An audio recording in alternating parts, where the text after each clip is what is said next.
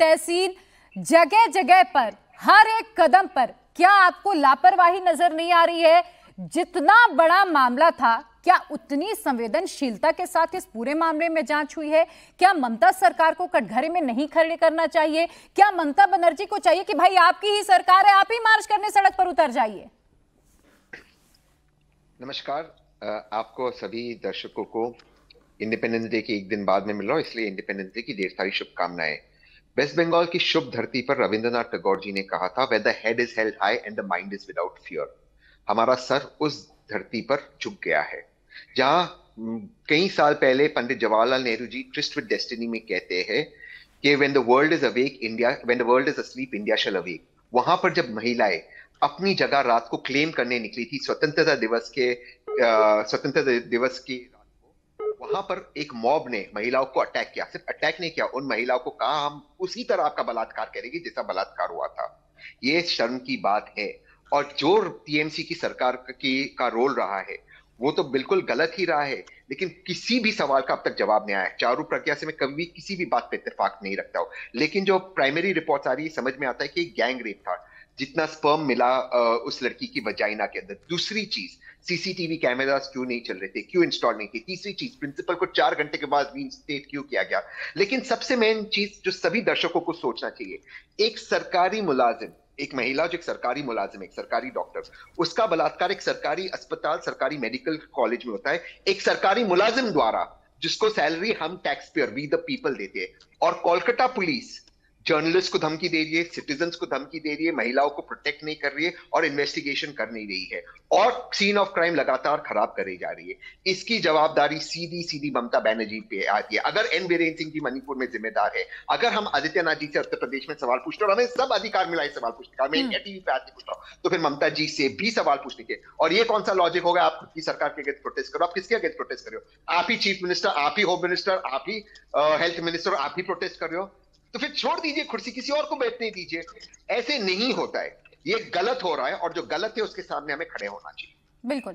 धीरेन जी, मानव जी आपसे जवाब लूंगी। धीरेन जी, जिस तरह से इस पूरे मामले को बढ़ाया जा रहा है, राम वाम सब कुछ हो गया है इसमें, ममता बनर्जी कह रही है भाई जानबूझकर भीड़ को घुसाया गया, ऐसा कुछ भी नहीं हुआ, तथ्यों के साथ कोई छेड़छाड़ नहीं की गई है, भ्रामक खबरें फैलाई जा रही हैं, जो बयान सामने और उन बयानों को झुठला दिया जाता है।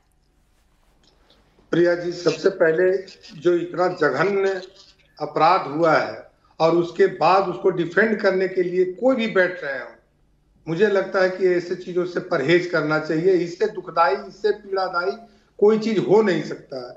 आज कांग्रेस के नेता वहां पे अधीर रंजन चौधरी जी ने कहा है कि वो जो गुंडे थे वो कौन थे। सोशल मीडिया पर सारी चीजें आई हुई हैं। और तो और हाईकोर्ट की भी आज टिप्पणी हुई है कि अगर आपसे सब अस्पताल नहीं संभलता है तो आप बंद कर दीजिए। ये कोई साधारण टिप्पणी है क्या? ये किसी पार्टी के द्वारा लगाया गया एलिगेशन है क्या? हाई कोर्ट ने जो कहा है वो सब कुछ बयान कर दे रहा है। और ठीक कहा है अमित सिंह साहब ने कि कानून और व्यवस्था तो राज्य सरकारों का मामला है, राज्य सरकार की पुलिस है। और वहां पे गृह मंत्री के नाते वो कह रहे हैं कि पुलिस की कोई गलती नहीं है। और तो और देखिए, चीजों को जब जन आक्रोश वहां पे फैला है, एक एक लोग आक्रोशित है, दुखी है, चाहे वो बंगाल के हो चाहे वो देश के हो, उसको डाइल्यूट करने के लिए खुद वो सड़क पे मार्च करना चाहती है। इस आक्रोश को क्या मुख्यमंत्री किसी राज्य का सड़क पे उतर के कानून और व्यवस्था को ठीक करेगा? क्या वहां का गृह मंत्री सड़कों पे उतरेगा? और अगर आपसे नहीं संभलता है, राज्य का चलाने में आप असक्षम है, तो आप इस्तीफा दीजिए। कई लोग बंगाल में ऐसे पड़े हुए हैं जो राज्य को चलाए और पहले भी ठीक चला है। बंगाल वही राज्य था जहां पे देश के सभी लोग काम करने जाते थे और सुरक्षित महसूस करते थे। वहां की लड़कियां सबसे पहले काम करती थी। आज जब से ये टीएमसी की सरकार वहां पे आई है, जिस तरह से उन्होंने गुंडागर्दी फैलाया है, आज कोई भी लोग वहां पे सुरक्षित नहीं है। ये पुराना बिहार का 1990 का जो दौर था, वही दौर आज के डेट में बिहार के जैसा बंगाल में आ गया है।